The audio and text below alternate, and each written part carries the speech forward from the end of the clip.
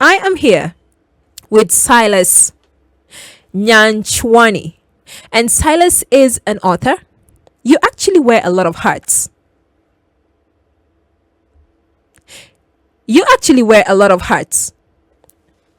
So, who is Silas? Tell me. Silas is a former journalist. Okay. And now a full-time author. Yes. A novelist. And I write basically about everything. You're a journalist? Huh? An author? Yeah. And a teacher. I also teach. And a teacher? Yeah. Okay, Silas. Mm-hmm. Welcome. And I believe this is not new. Standard Group is not new to you. You've been here. Yeah, I was here as a freelance from 2007. And then I was permanently employed here from 2013. I only left in 2019. Okay. Yeah. All right, then. So you're here because of this book. I do interview a lot of authors. Yeah. And I have to say that yesterday, I was going through the book. I was reading a few pages. Yeah. 50 Memos to Men. And I'm just going to show this. If you are streaming live at SpiceFM KE, I got the book in my hand. Silas will tell us where we can get the rest of the copies. Yeah. All right. If you want to buy, if you want to purchase it as well, it is 50 Memos to Men. Yeah. Let's talk about how this came to be. 50 Memos to Men, because in your book you talk about you used to write a lot on your social media. Yeah. You used to write all these memos on your Facebook. On my Facebook, yeah. Yes. So tell me about that and how this book came to be. So I used to write a column here called The Retrosexual for the Nairobian. Okay. And I wrote that column from mid-2013 up to around 2019. Mm-hmm. And then I think I got tired. I said, I've said everything I wanted to say to men, because the column was dedicated to men. Yes. I was this dude who's trying to pine for the good old days when men were men. Okay. So after I quit this place, and then 6 months later, I realized that I still have a lot to say to men, because now a lot was happening. The economy had done a number on men. Yeah. And then most of the marriages, my friends were falling apart. And then I realized that men are going through a lot. Yes. So I started writing these things sort of like a letter to men every Monday morning. And then sort of they caught up. And then before I knew it, I was almost at member number 50.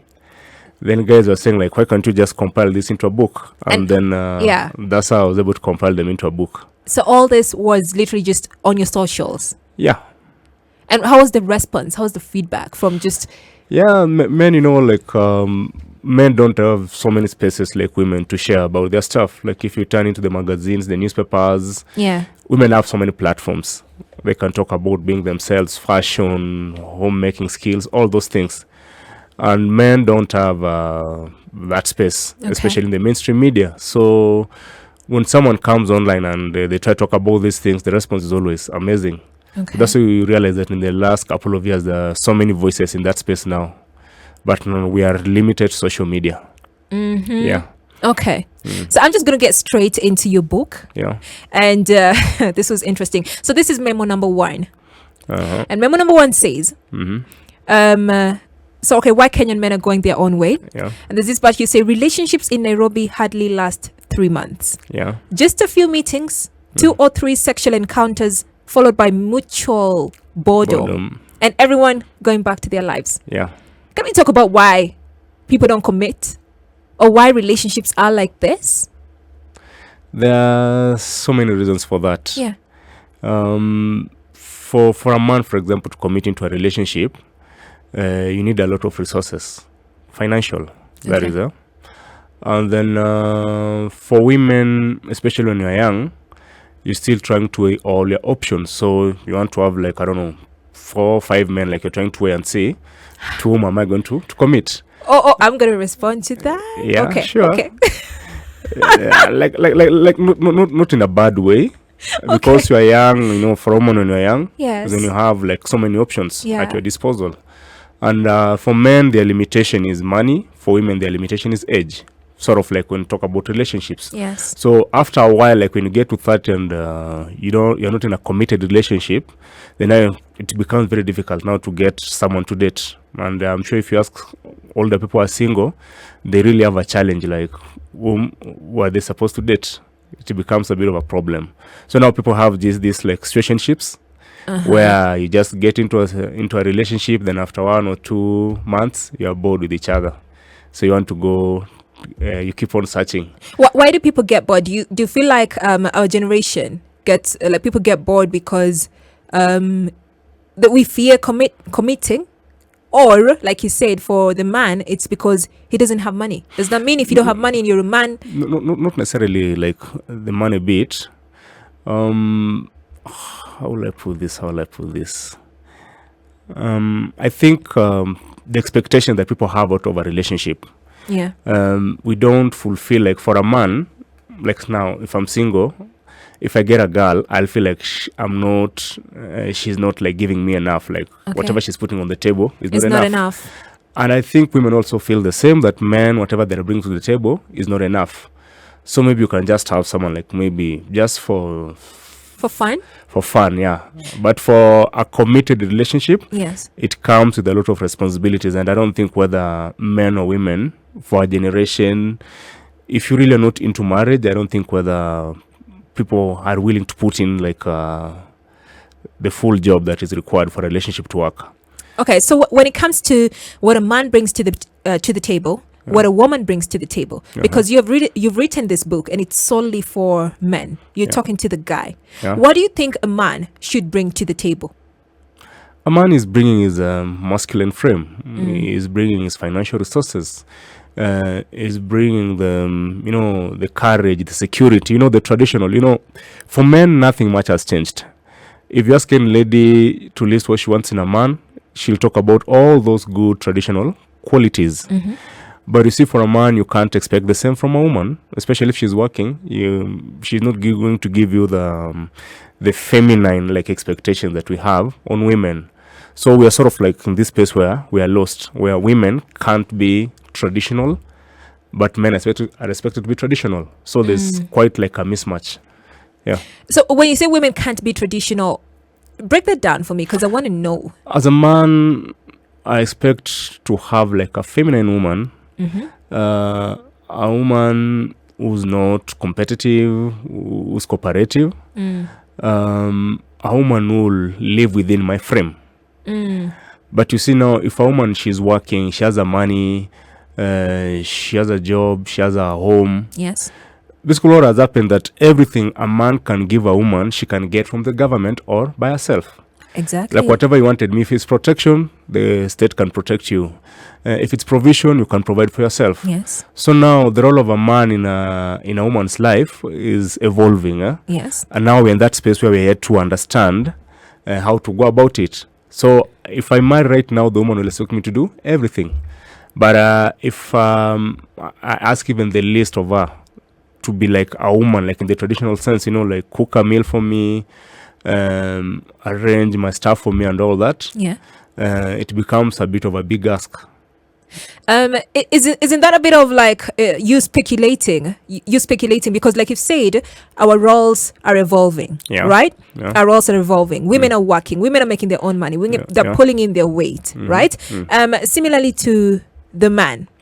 So do you want to tell me that as roles are evolving, men are struggling to understand their role? They're not struggling in a woman's life, to understand their role.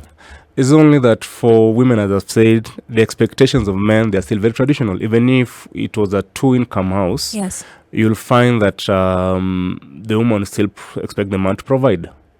The woman will still expect like the man to do all the traditional male roles. Yes. But you see, for a woman, there's a slight disadvantage here, whereby she can't be a woman in the traditional sense that you expect of her.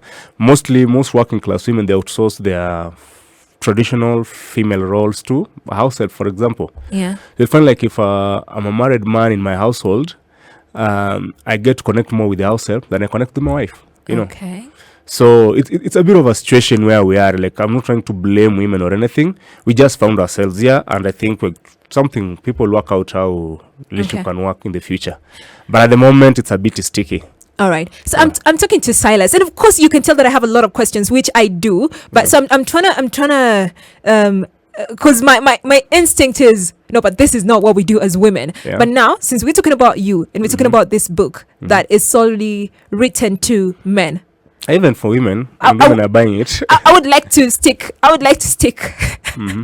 To that, but I do still have a lot of questions on that, because the role of a man. You have not told me exactly what the role of a man should be. Be. But I want you to tell me your role as a man, as Silas. What is your role? What do you think your role as a man should be to a woman if you were to date? Because you've talked about relationships and marriages in this book as well. Yeah. So we'll be talking about that in a bit. If you get any questions for Silas, do hit me up 0719 012 600, or you can talk to me on my WhatsApp number as well. Spice. We're talking about today is 50 memos to men, and I want to take you to chapter 4. That we're still on memo 1. Yeah. Memo 1, chapter 4. And you say that recently I wrote a memo encouraging men to value their time and resources. An old female friend accused me of promoting incel culture. When you say men should value their time and resources, what do you mean? Yeah, you see, for a man, you're judged a lot by what you create, the value that you can create, and the value is derived from time and money. Okay. So any high value man is not supposed to be wasting money and time over frivolous stuff. And actually the memo, that part was inspired by memo number 18, where I was talking about a woman who flaked me. Like, to flake is when you don't show up.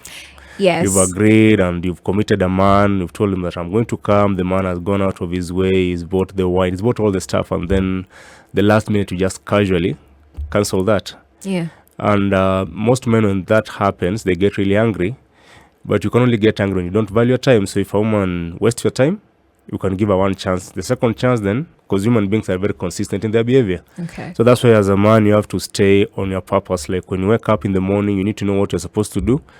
And then day in, day out, you have to know, like, what are you doing for yourself and also for the society and even for your family. Okay, so because I read that bit where you're talking about giving the lady 2 chances. You give a woman 2 chances. Yeah. Only 2 chances. Yeah, only 2 chances are enough. Because, like, let's say I was running here, something can happen. Like, I was getting late. Yeah. Maybe the traffic would have been worse, and we cancel that. That's just something that is natural. Yes. So then maybe you'll give me a second chance. But if also I mess up the second chance, then it means that's just in me. Okay. And but you see, women only do that to men that they think these men are not serious. There's a way that women rank men. So you have to put yourself in a space where women respect you. Not everyone will respect you, but you have at least to value your time and value yourself to know that this person is taking me for a ride. Okay. Yeah, because women can really waste your time if you're not very keen. Yes, we can. You're definitely talking out of experience. Yeah. So, and you said something again. You're like pointing out women often hold men to extremely high standards. Exactly. I'm getting to learn this. Good looks, jobs, well-behaved, yada, yada, yada. When we hold the mirror back, we are called chauvinists. Yeah. Hey, why? It is what it is. Like, a woman can say... Let's hold the mirror back now. Let's hold the mirror back. You see, a woman can say that she wants a handsome man, she wants a tall man, she wants a man who has money and everything. Yes. But if I say that I can only date a woman who's maybe a 10, for example, you'll be told that you're trying to shame a woman. If you say that I want to date a woman who's maybe overweight, yes, they always have a tag for it, body shaming. Yeah. If you say you prefer your women light skin, you'll be told you're shaming dark-skinned women. So anytime you try to list down our preferences of women, we are called that we're being a chauvinist, that's misogyny, Yes. Basically, that's what I'm saying, like, when you hold the mirror back, because basically what we call the red pill, men who write stuff for men, like, we tell men these uncomfortable truths. Yes. You can't tell a woman those uncomfortable truths because they're not used to that. They're used to the media, coddling them, If you're overweight, rather than hit the gym, you're being told, like, embrace your body, be positive about, that kind of stuff. Yes. So, but you see, that one cannot apply for men. Okay. For men, you must leave the world. You must live knowing that the world is very harsh. That women are sort of protected from all these things. So you're saying men are consistently walking on eggshells? Yeah, like, but we're no longer doing that. Now people are coming out and we're saying these things openly. We are no longer like afraid. Political correctness, I think, came to an end when Trump came to power in America. So since then, you can see now more and more men are coming out and speaking what is in their mind. We just lost Kevin Samuels, a YouTuber who was telling women in America the truth, and you saw women were celebrating his death. Like they were dancing on his grave. Simply for telling women, for example, women would call to his show. You are 40, maybe you are a mother of 2, and then you say you want a high-value man. Yes. There's nothing wrong to want a high-value man, but Kevin is trying to break it down. Like, if I'm a man, I'm 40, I have money and everything, and I'm looking for a woman, I don't think whether I'm going for a woman with 2 children and, who's 40. Because for a man, our options come from money. When you have resources and you are high value, that's where you get your options from. For women, your options come from age, So why don't you go for that? Why? I mean, like, why don't you as a man go for that? Go for what you want? Yeah, that's what we say. We tell men to go for what they want. Because sometimes some men don't know their worth. They don't know their value. Okay. You'll find like a man is trying to put up with a woman who's basically mediocre. But because this man is not aware that he deserves better, and that's why we came in with the memos where we tell men that the consistent message you're telling men is to work on yourself, build your value, because for us men, we have to create our value. Okay. For a woman, you just are. If I call you on a date, it's basically my responsibility to make sure that I can choose the place where we're going to eat. I'm the one who's going to pay for the bill. I'm the one who's going to pay for the room. You just bring your body. Oh. Yeah, like you just bring yourself. Like, there's nothing. So for a man, you have to work to earn those things. Okay. Yeah. Okay. I am listening, and like I said, I'm going to try and be very good today because you are a guest in my house. You can exchange fire. No, because you're a guest in my house. We can exchange friendly fire. Yeah. So you've talked about a 40-year-old woman with 2 kids. Yeah. What's your take on single moms? I think they try, and we have to give them a thumbs up for being the parents who stay. Okay. The man can leave.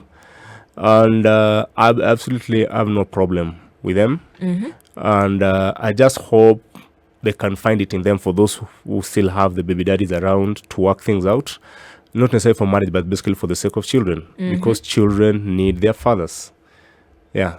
So, because you've written about single moms in your book. Yeah, that's a memo that cost me a lot of trouble. Exactly. I'm just trying to find the page. And you've talked about... Should be around number 30.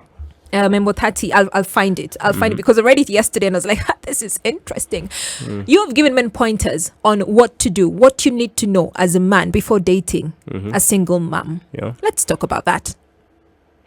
Yeah, like all those pointers that I did there, you have to know her history, for example, what's the relationship she has with the baby daddy, because most men have taken in single mothers and realize that she still has a relationship with another man. You need to know why that the relationship ended, because the reason that ended probably the reason your relationship will not work. So it was just a checklist of what men should do. It wasn't like an attack on single moms. You need to study a lifestyle. Yes. Because some of the single moms are super independent, and it's very hard for them to cooperate with you, because for a man in a relationship, you want cooperation, not competition. So I was just trying to, because men, if you read the newspapers, even today, I think in the Sunday Nation, there's a story of a man who married a single mom, and then they've been together, for 20 years. They built property together.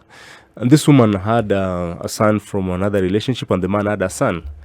So the man tries to bring his son from another relationship, but the woman says no. Okay. So those are the things that you always want to tell men to be aware of. Yeah. Yeah, no, because I read it. I read the whole bit about getting to know a single mom, what you need to know about it. I think the bit that irked me, since we're having this conversation, the bit that irked me is, I think at some point you said that there are single moms out here who are not really genuine. Yeah. Which is true. The single moms out here who are not really genuine. But also, I feel like reading that piece as well made me feel like there's this stereotype that the society still has on single moms. And that's why I asked, what's your take on single moms? And it's your opinion. Yeah. Up to around like 2010, very few men had a problem with single moms. Like if I go to the village, you'll find almost half of the men there married single moms. Yes. But there's something that has happened in the last 10 years that has now brought this stigma back. It used to be there, but it wasn't like you can't marry like a single mom. Yes. But it's because of the factors that I've listed there. For example, like you need to do a proper background check. You'll find maybe the ex is a rich man, and the rich man will come for his kids. He takes the kids to McKinney or one of those expensive schools. And now you as a man, you can't afford to take the kids now you have with this lady to such a school. So these things, they'll always create a rift. That's true. Yeah. Like as a man, you must investigate a woman's past. Okay. For women are supposed to think about a man's future. But for a man, you can't just get into it, not just with single moms, with any woman without knowing her past. Okay. Because for a woman, it's the future of a man that matters. For a man, the past of a woman matters a lot.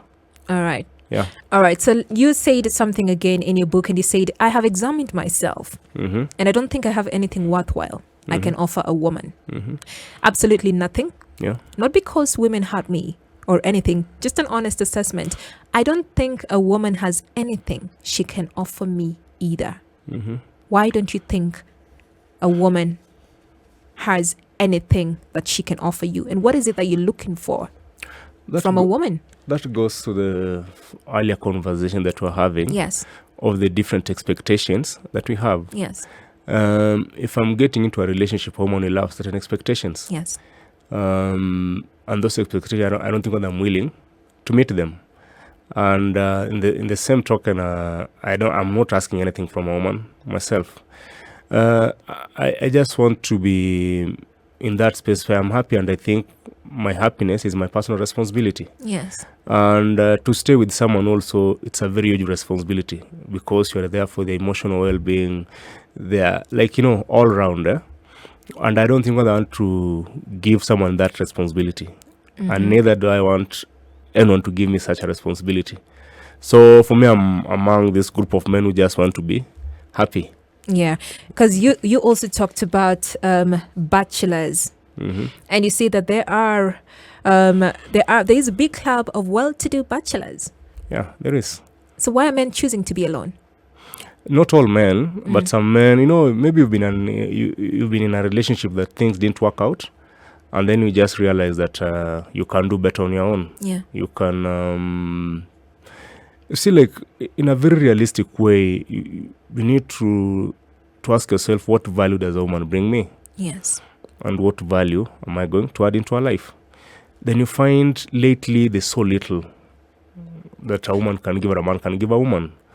Like when I talk to women, all women are a bit underwhelmed. You'll hear them say, oh, Kenyan men are like this, Kenyan men are like that, And it's only that men don't voice their opinion. Yes. But if men also, to be honest, they'll say that there's nothing they get from a woman. Yeah. Not all men. I'm saying that they're less someone mistake. There are relationships that are working. We also have to acknowledge that. So you have just to pick what works for you. So for me, a relationship is too much work. Yeah. Yeah. Okay. I'm actually listening because I'm learning, and I feel like people say nowadays we ask the question, "What are you bringing to the table?" Yeah. And as a woman, I would ask a man, like, "What are you bringing to the table?" And I think equally as a man, it's okay for you to ask, "Yeah, what is the woman bringing to the table?" And there's a bit where you say that there are women who are, I can't find it, but I will find it.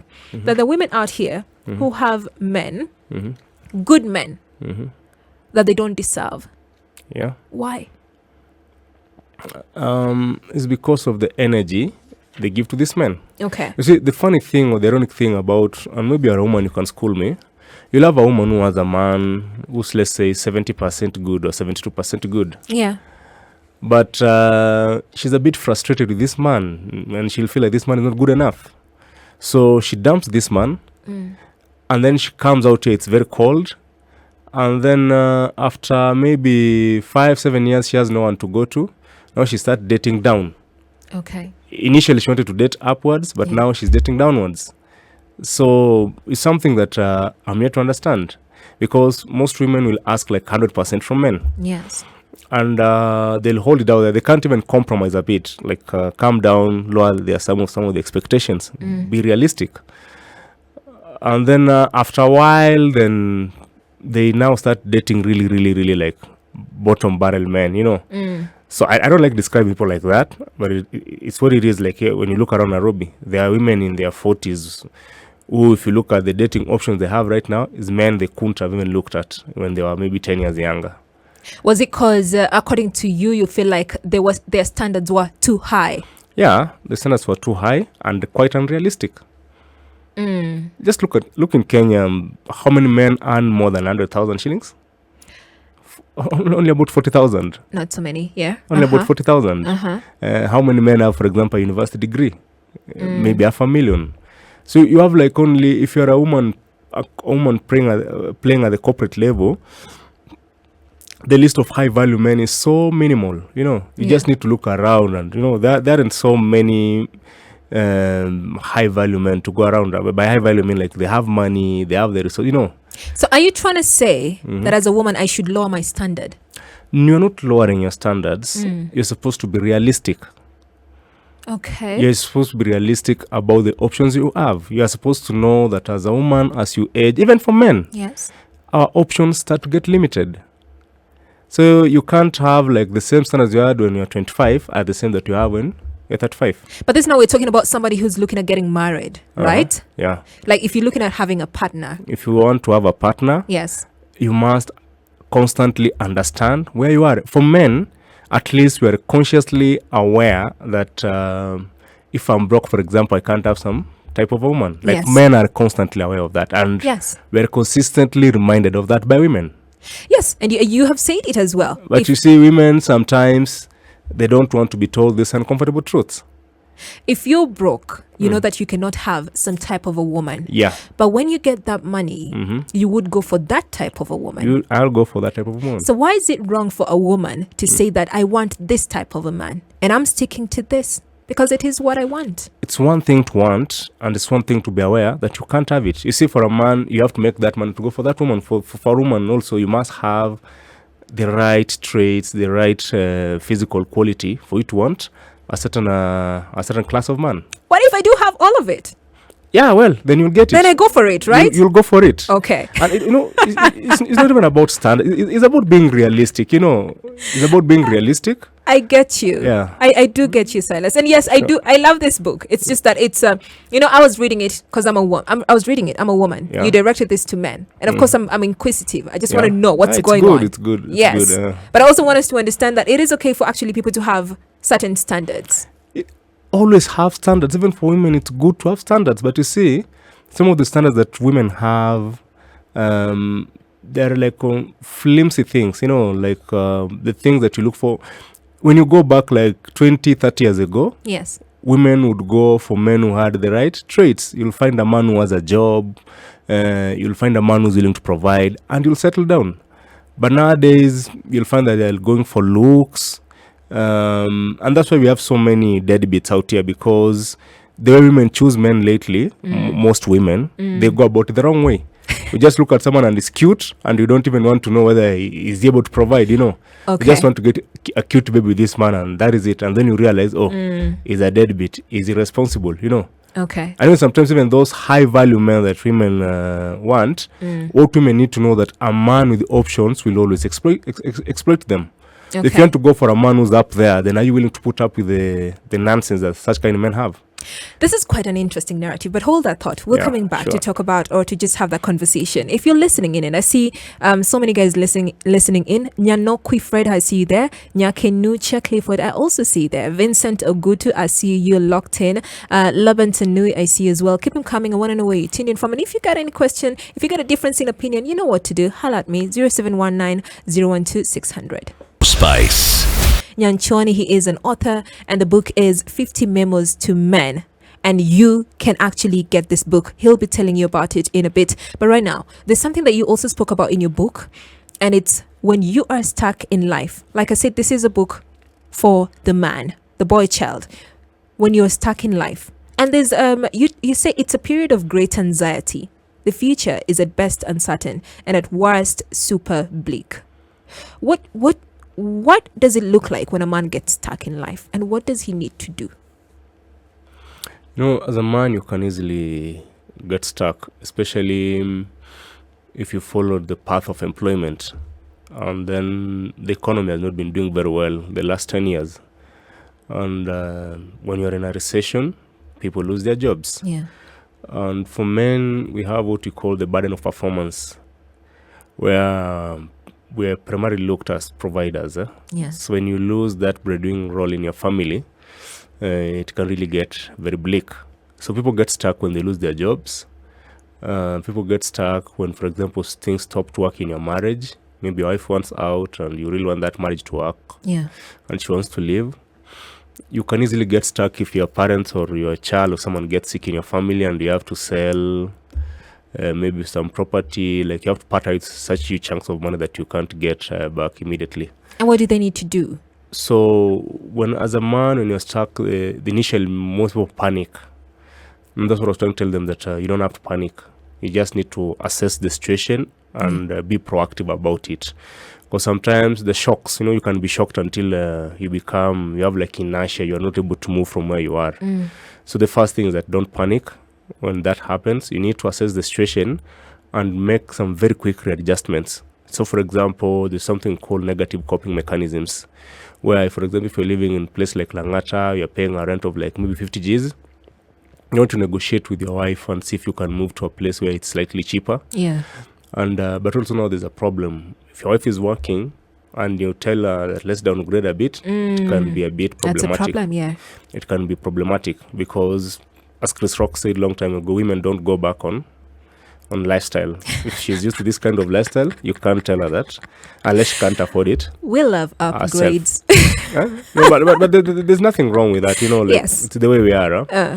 And so for men, be very quick, be proactive, If it's a situation that requires you maybe to mourn or to be sad, it's okay to be sad, but don't prolong that period. Okay. Because timing is very important. So you have to jump and seek help as fast as possible. Get the help from your family, get the help from your friends, And that's why throughout the book, I'm telling men to always keep their family intact, closer, and also to be good to their friends, to respect even male friendships.